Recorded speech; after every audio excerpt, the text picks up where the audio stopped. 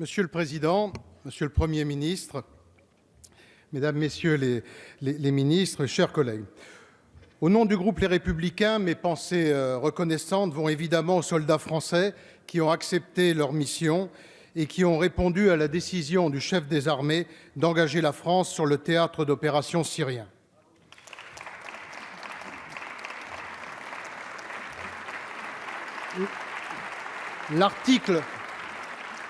L'article 35 de notre Constitution donne au Président de la République la responsabilité d'engager seul nos armées. Il vient de faire ce choix. Nous ne doutons pas qu'il a pesé lourdement cette décision et qu'il l'a fondée sur une conviction profonde, qu'elle servira les intérêts de la France. Car c'est en définitive ce qui compte lorsque l'on envoie nos soldats au feu.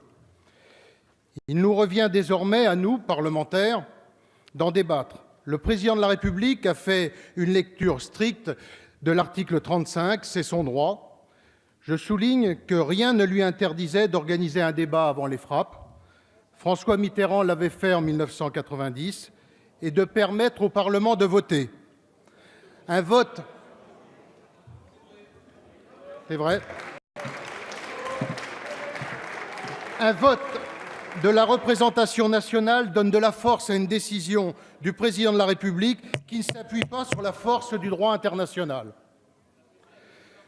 J'ai le privilège, triste à bien des égards, de m'exprimer pour la troisième fois devant un Premier ministre qui défend la décision d'un président de recourir à la force en Syrie. Vous êtes donc le troisième, après M. Ayrault et Valls, auquel je réponds. Vous n'avez pas oublié, mes chers collègues, pour ceux d'entre vous qui étaient là, le fiasco du débat de septembre 2013. Un président qui décide, déjà suite à l'emploi d'armes chimiques, de nous informer que la France va intervenir. Tabou absolu du droit international depuis le protocole de Genève de 1925, que vous avez rappelé, Monsieur le Premier ministre. L'utilisation de gaz est un acte barbare, sauvage, inhumain. Hier comme aujourd'hui, c'est l'honneur des grandes démocraties d'être inflexible. Vous savez ce qu'il advint de cette intervention.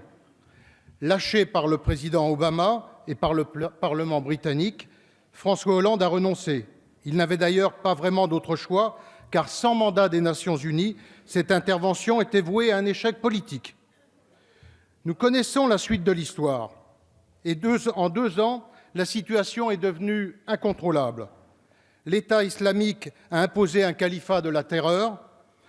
Un califat, ne l'oubliez pas, qui avait imposé le viol, la torture, l'esclavage des femmes, une barbarie dont ont été victimes les chrétiens d'Orient, les yézidis, les Kurdes, les populations civiles syriennes.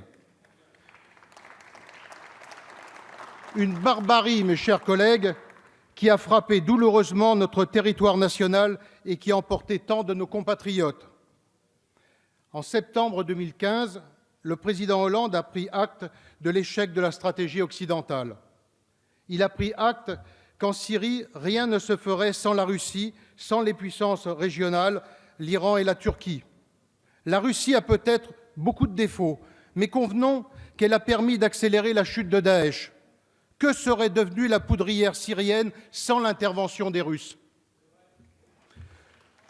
Convenons aussi, et c'est de la réelle politique, que la Russie a des objectifs stratégiques en Syrie, en particulier ses bases militaires, et qu'elle les défend avec constance.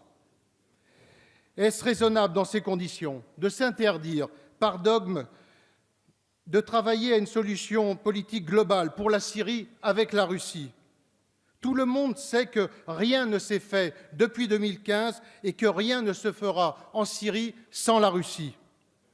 Parce qu'elle représente, elle est présente, parce qu'elle a des bases militaires et surtout parce que les Russes, avec les Iraniens et maintenant les Turcs, ont décidé que leur intérêt stratégique justifie le maintien au pouvoir de Bachar el-Assad. Quels sont, nos intérêts fondamentaux? La France les a-t-elle même définis un jour?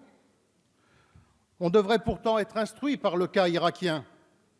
Comme en Irak, l'élimination d'un dictateur ne suffirait pas à poser les fondations d'une démocratie. Comme en Irak, nous avons affaire à une guerre civile. Comme l'Irak, la Syrie est un pays complexe, ethniquement et religieusement. Et pourtant, nous continuons à être flous sur nos véritables objectifs. J'ai cru comprendre que le départ de Bachar el-Assad n'est plus un objectif central de la France. Il faut nous le confirmer si c'est le cas, Monsieur le Premier ministre. Et si c'est le cas, pourquoi ne travaillons-nous pas à une solution partagée avec la Russie? Je garde en mémoire la réaction du président Chirac quand, en 2003, il a refusé que la France ne s'engage dans le bourbier irakien.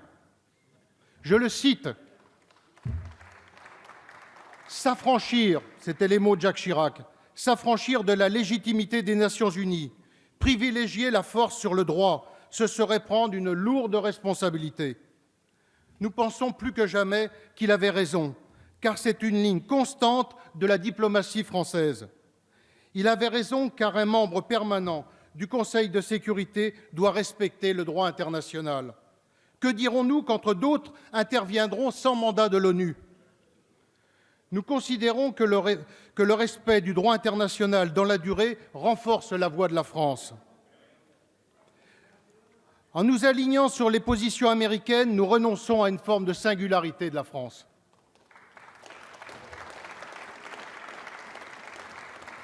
Après 5 années de tâtonnement, d'errement parfois, je crains que la France n'ait choisi à nouveau l'isolement au Levant. Un isolement qui l'empêchera de peser sur le cours des choses. Vous avez annoncé des initiatives politiques et diplomatiques. Nous n'avons pas été rassurés, ni par les mots du Président de la République, ni par les vôtres. Nous n'avons pas compris, en vérité, Monsieur le Premier ministre, si, premièrement, la Russie et les puissances régionales sont des interlocuteurs crédibles et souhaités par la France. Deuxièmement, si Bachar el-Assad est un acteur du règlement global aux yeux de la France. Nous pensons, quant à nous, qu'il est temps de dire aux Français ce que nous cherchons en Syrie. Quels sont nos objectifs si nous en avons? Faute de quoi, les frappes aériennes de samedi n'auront été que la manifestation d'une forme d'impuissance sur le fond. Le président Macron, contrairement à certains médias, et lui-même peuvent être tentés d'accréditer que dans cette affaire, il serait un chef de guerre. Il n'est pas un chef de guerre. Il est le chef de l'État, le chef des armées, qui doit agir d'abord et seulement pour défendre les intérêts vitaux et stratégiques de la nation française. Nous lui recommandons de placer son action dans le long cours de la diplomatie française. La représentation nationale, elle aussi, est dépositaire de cet héritage. Elle a son mot à dire. Et encore une fois, rien n'interdisait le vote au Parlement. En décidant seul une intervention sans mandat des Nations Unies, il a franchi une ligne, et nous le regrettons.